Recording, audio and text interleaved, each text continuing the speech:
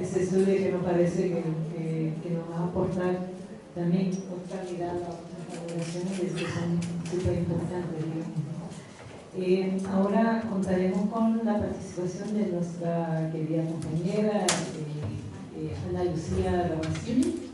Ella es socióloga, educadora e investigadora del programa de estudios de género y feminismo de nuestra facultad, y su ponencia se llama Análisis de los fundamentalismos desde la perspectiva feminista. Muchas gracias. Muchas gracias Simona y a quienes están hoy por acá. Yo no voy a presentar una investigación, sino que voy a permitirme compartir con ustedes algunos elementos para el debate a partir de un seminario académico internacional que tuvimos. Flaxo es un sistema latinoamericano y entonces permanentemente estamos en intercambio, y en este caso el programa de estudios de género y feminismo de la Flaxo pudimos ir al departamento, al programa de sociología y género de Flaxo Ecuador para poder tener este intercambio. Sí me gustaría partir un poco desde el propio posicionamiento de análisis, porque creo que esto es fundamental. El análisis y las inquietudes y las reflexiones que voy a ir lanzando las hago desde la teoría feminista, sociológica también, que nos da herramientas analíticas como el género para poder visibilizar las relaciones de poder en el marco del patriarcado. Entonces, en este sentido, iniciamos haciendo un análisis contextual, un análisis situacional, de saber un poco y tomar el pulso a nivel regional en dónde estamos. Y si hacemos esa mirada muy rápida, aquí también por el tiempo, nos vamos a encontrar con marchas multitudinarias de grupos que tienen consignas claves, como por ejemplo, con mis hijos no te metas. Grupos también con consignas claves como no es tu cuerpo, es tu hijo. Estas consignas hemos tratado también de hacer un análisis desde el análisis crítico de discurso que nos permita visibilizar esas relaciones de poder que hay detrás. Y uno de los elementos claves de los que hemos venido discutiendo es cómo en estas frases está presente la dueñidad, que es una categoría fundamental de Rita Laura Segato, pero que nos da cuenta también de cómo el cuerpo de las mujeres viene a ser apropiado. No es tu cuerpo, es tu hijo. Aquí lo que estamos viendo también es una disputa fuerte del cuerpo de las mujeres, de la sexualidad, y también una disputa entre la familia y el Estado, que es atravesada por elementos de apropiación específicos en un contexto donde la familia tiene un gran peso. Por eso también la frase anterior, por ejemplo, con mis hijos no te metas, viene a tener una connotación emocional muy fuerte y llega a las personas porque está siendo construida desde un patriarcado emocional en donde, repito, insisto, en ese contexto de familismo, la protección es una de las funciones asignadas a la familia.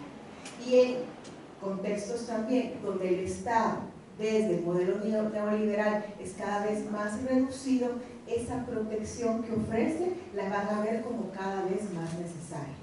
Perú, Colombia, Chile, Brasil, encontramos pues con mucha fuerza estas marchas en donde esa disputa a través de las frases utilizadas es cada vez más evidente. Pero si nos vamos a Ecuador, por ejemplo, vamos a encontrar también este tipo de situaciones, pero otras más, como por ejemplo clínicas, esto es después, pero vamos a encontrar en el caso de Ecuador clínicas de deshomosexualización. Estas clínicas de deshomosexualización son también interesantes de analizar porque lo que subyace es la idea de patologizar todo aquello que no está dentro de la norma, dentro de la heteronormatividad. Todo aquello que se va a salir desde esa idea asignada de ser hombre o de ser mujer va a ser disciplinado, y va a ser disciplinado en los cuerpos. Entonces encontramos en el caso de Ecuador elementos muy fuertes donde para algunas personas estas clínicas de deshomosexualización implican actos de amor. O sea, desde la idea fundamentalista van a implicar actos de amor y de cuidado, porque te estoy diciendo el ideal de hombre, el ideal de mujer al que tenés que responder. Pero visto también desde una visión de derechos humanos, estamos hablando muchas veces de tortura y de violencia extrema. Entonces ahí es donde volvemos a ver estas disputas fundamentales que se están generando a nivel regional. La foto que encuentran ustedes ahí está de una iniciativa de ley, por ejemplo en Perú, de las cunas salvadoras, en donde van a dejar a los hijos en un tipo de buzón acondicionado para recibirlos, pero es toda la idea propuesta desde una de las bancadas mayoritarias religiosas también en esta línea, ¿verdad? En la línea de ser salvadoras. Si nos vamos a Brasil, por ejemplo, en esta mirada muy rápida, contextual, vamos a encontrar también un proyecto de ley recientemente presentado que es sobre escuelas sin partido, en donde se está pidiendo, en base al principio de neutralidad política e ideológica, entre comillas, que los docentes no participen en las aulas de discusiones políticas, de discusiones relacionadas con género, ni tampoco de discusiones que tengan que ver con la religión. Por eso se llama escuelas sin partido, apelando a esa falsa neutralidad también educativa. Estamos viendo en el caso de Brasil un giro conservador que muchas personas llegan a llamar como el modelo brasileño, en donde la política conservadora se basa, decían académicos brasileños en ese momento, en las 3 Bs: la Biblia, la bala y el buey. La Biblia porque es regresar con mucha fuerza desde el fundamentalismo, los fundamentalismos religiosos, a reasignar los papeles de hombre y mujer y las funciones también que van a tener en todo este sistema. Desde la idea de la bala, porque hay toda una política también de rearme muy fuerte, y la idea del buey porque implican iniciativas de ley que favorecen los agronegocios y no la reforma agraria. Es importante tener esta visión también de cómo los fundamentalismos religiosos se van articulando con fundamentalismos económicos y también con fundamentalismos políticos. No actúan necesariamente per se. Y eso es algo también que hay que poner en la mesa de debate y en la mesa de análisis. Y aquí encontramos otra situación en este análisis situacional muy simple, pero que nos permite ver nuevas tácticas políticas, como los fundamentalismos religiosos vinculados a fundamentalismos económicos y políticos están cada vez más fuertes en partidos políticos, particularmente de derecha. ¿Y qué es lo que logra? 3 cosas fundamentalmente: la influencia en la toma de decisiones, ¿ya? El estar presentes, generando iniciativas de ley, pero al mismo tiempo parando otras iniciativas de ley a las que ellos se ven de alguna manera afectados o preocupados por el desmontaje que implica esa heteronormatividad. Número 2, la ocupación de posiciones de poder, es decir, estar en cargos públicos y generar todo un andamiaje político, incluso desde la asesoría religiosa para las elecciones. Esto lo pudimos ver, por ejemplo, en las elecciones de la campaña en Chile muy claramente del 2017. Pero hay un tercer elemento clave de esa articulación entre fundamentalismos religiosos, políticos y económicos, y es que están resolviéndole generalmente a los partidos de derecha la cantidad de votantes que no necesariamente van a pertenecer a las élites. ¿Qué quiero decir con esto y qué es lo que plantea Javier Corrales en torno a esta situación? Históricamente los partidos políticos estaban, digamos, de alguna manera viendo hacia la Iglesia Católica, mientras que las otras iglesias estaban un poco más al margen. Pero en este caso, evangélicos están logrando convertir a los partidos políticos de derecha en partidos del pueblo, porque están de alguna manera vinculando o acercándose a toda esta idea de la próspera espiritualidad que de alguna u otra manera también hace que el electorado o el caudal del electorado cada vez vaya creciendo. Al hacer este análisis, como les planteaba yo, muy somero, pero que nos da un pulso muy rápidamente, también nos levanta análisis interesantes. ¿En qué nos encontramos? En un reflujo patriarcal frente al reconocimiento jurídico y social de sujetos políticos. ¿De quiénes? De las mujeres, de los jóvenes y de los disidentes sexuales. Frente a esa concepción de derechos y de acercarse cada vez más a construirse como sujetos políticos, viene esa embestida patriarcal que dice: momento. Y de alguna manera hay una reacción pues muy fuerte de resistencia a políticas de equidad de género y de acceso a las mujeres, por ejemplo, a las niñas y a las adolescentes, a la salud sexual. Hay una oposición al reconocimiento legal de la autonomía corporal, de la diversidad sexual, de la diversidad de expresiones de género. hay una oposición muy fuerte a la educación integral de sexualidad. Hay un giro en las grandes religiones también que está activamente ahí, pues, dinamizándose. Y también hay una revitalización integrista, y esto es un elemento clave para hacer este abordaje y este debate. ¿Por qué? Porque la tradición religiosa se está presentando como la tradición nacional. Y eso lo podemos ver también en discursos muy claves, pero que lo que hacen es evidenciar esta revitalización integracionista que pretende subordinar el marco jurídico a principios religiosos. Como decía hace un momento, es la tradición religiosa presentada como tradición nacional. Y vemos también una renovada hegemonía de movimientos conservadores en el plano de la política partidaria. Todos estos elementos de análisis nos van a mostrar que el fundamentalismo va a reaccionar frente a los derechos de las mujeres, de las juventudes y de las sexualidades disidentes. Si bien en esta época contemporánea, como plantea Melton, estamos con nuevas formas de comprender el cuerpo, la sexualidad, al mismo tiempo hay un recrudecimiento de estos fundamentalismos. Y todo esto tiene también un nombre. Y el nombre que una colega, Susan Faludi, le da es el backlash. Backlash, ella lo utiliza para nombrar justamente eso, dar cuenta de este fenómeno como reacción y como resistencia conservadora al reconocimiento de la ciudadanía plena. Esta idea de backlash, ella la utiliza como categoría de análisis a partir de los 90, en donde a través de un libro que saca, que se llama Reacción, la guerra no declarada contra la mujer moderna, argumenta las reacciones que constantemente se están teniendo frente al avance de los derechos de las mujeres, de las juventudes y de las disidencias sexuales. En el caso de América Latina, alguien que también propone todo este análisis es Rosa Cobo. Ella plantea un libro que lo pueden encontrar sobre la reacción patriarcal, y el libro se titula Hacia una nueva política sexual. Ejemplos de backlash hay muchos en la cotidianidad. Sale la ley contra el femicidio, inmediatamente estamos encontrando reacciones de por qué una ley específica para la muerte de las mujeres y los hombres son los que más mueren. O sea, encontramos esas reacciones que tratan de oponerse, de resistirse o de desarticular o incluso llegan a criminalizar pues estos avances.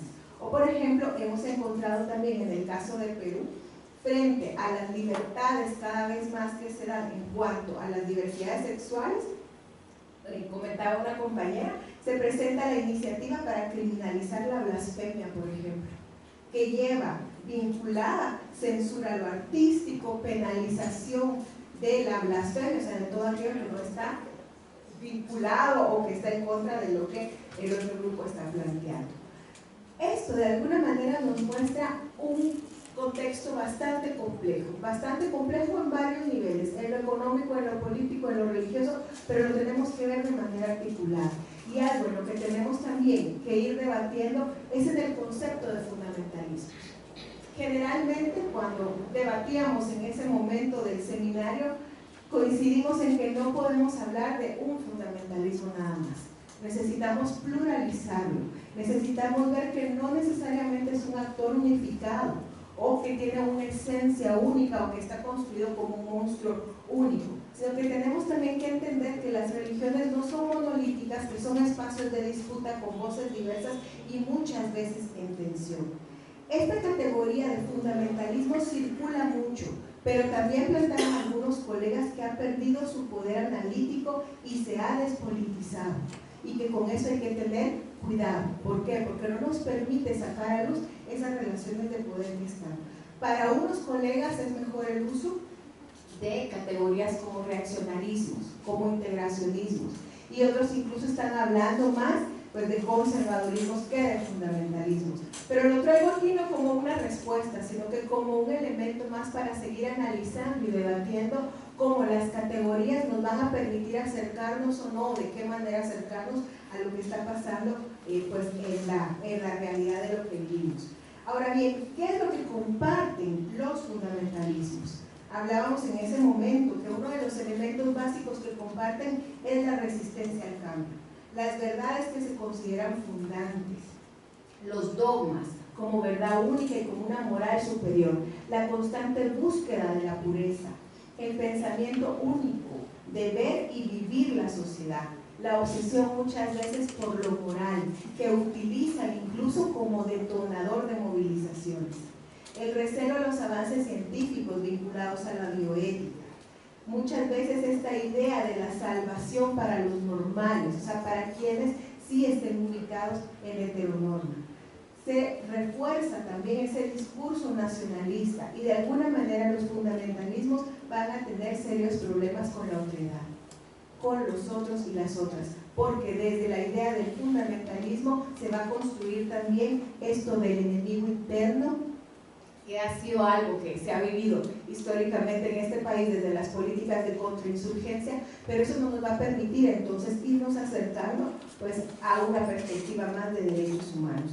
No podemos perder de vista tampoco que el fundamentalismo, los fundamentalismos no están ajenos, no están en la ajenidad, forman parte de la cotidianidad y tendríamos que hacer también una revisión profunda de cómo nosotras y nosotros vivimos del día a día esos fundamentalismos y construimos también nuestros enemigos.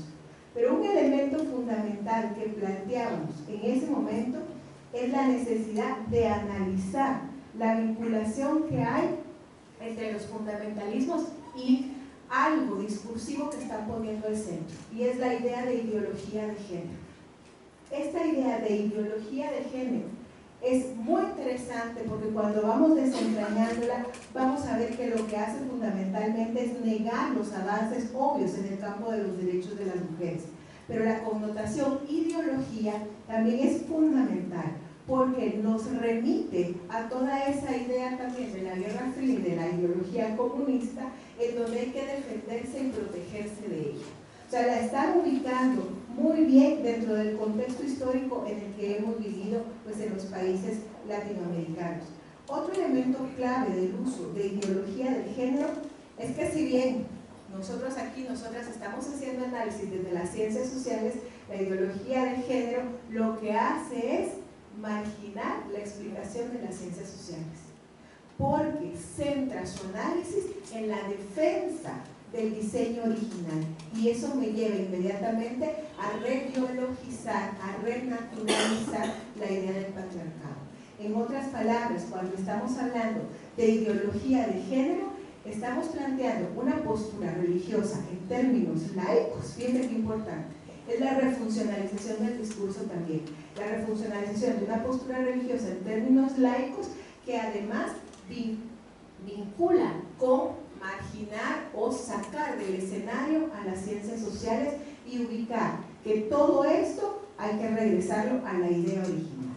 Y por eso vuelvo a regresar a la frase que les mostraba al inicio, la idea de con mis hijos no te metas, funciona muy bien, porque los estamos entonces protegiendo. Uno de los pilares fundantes del patriarcado es la protección. Cuando el Estado está ausente, las iglesias también asumen esa idea de protección, y ya Claudia lo decía en su ponencia, esa idea de protección. ¿Esto qué implicaciones tiene?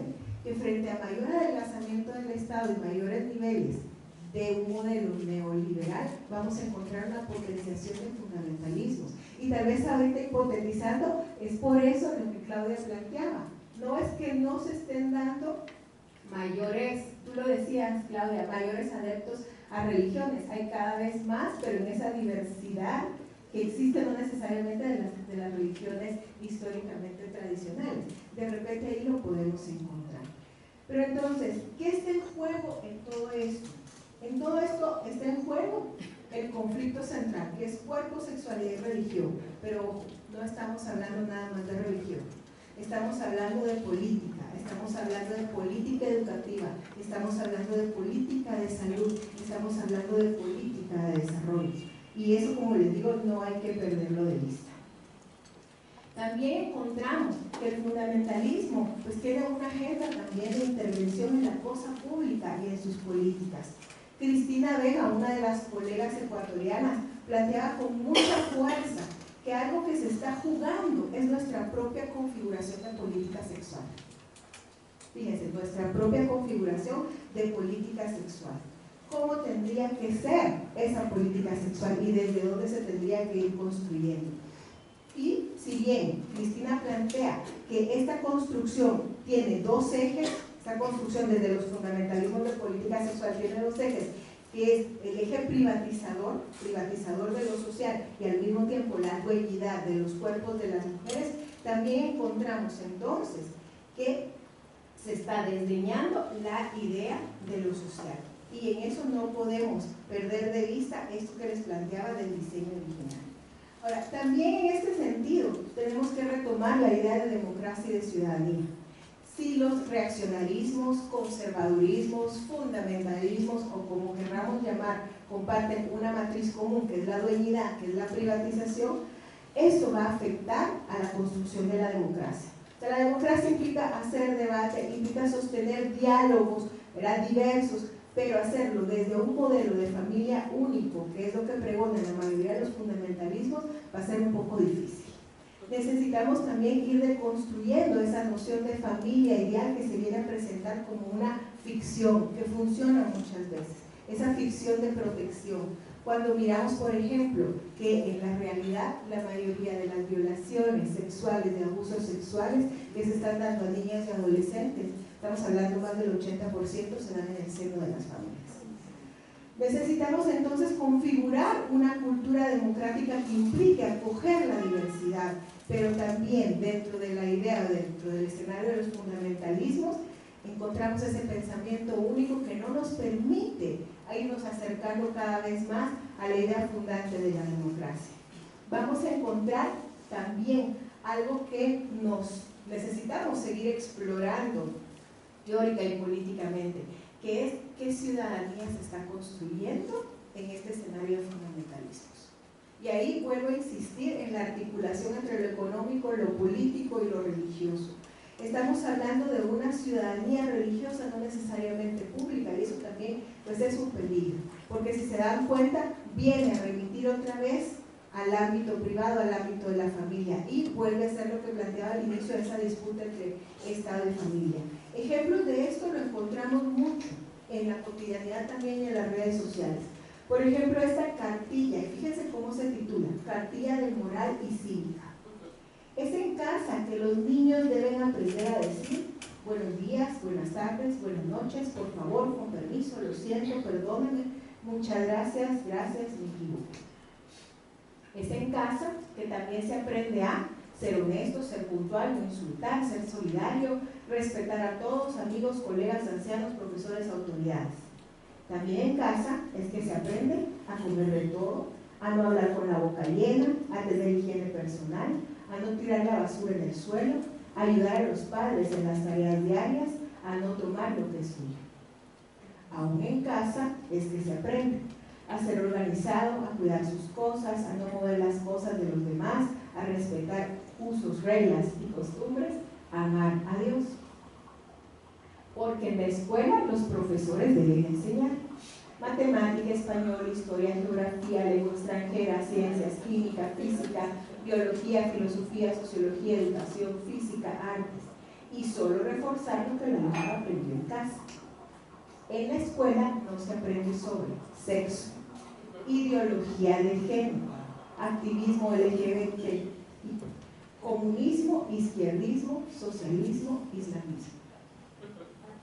Porque con lo que se aprendió en casa se respeta al individuo, se es solidario, se respeta la vida, la libertad y la propiedad de todos. Una campaña contra la inversión de valores y a favor de la vida y de un mundo mejor. Envía a todos sus contactos de moral y cívica.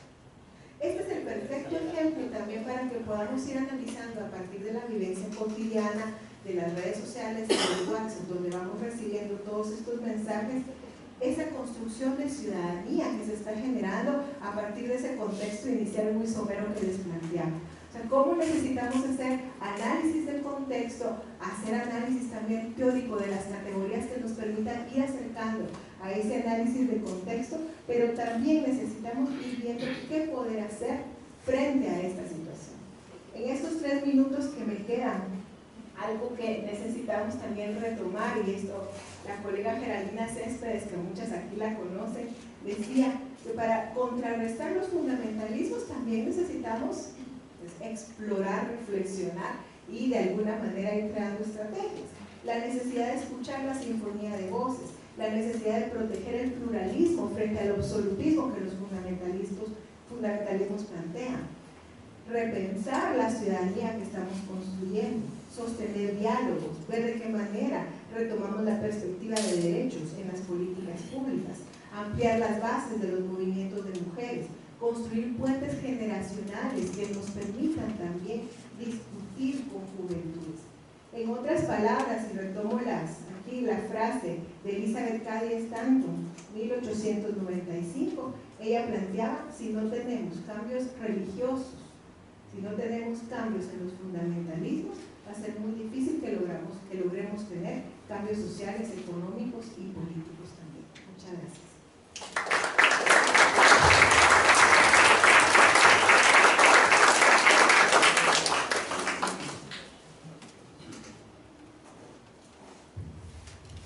Bueno, muchísimas gracias, Ana Lucía.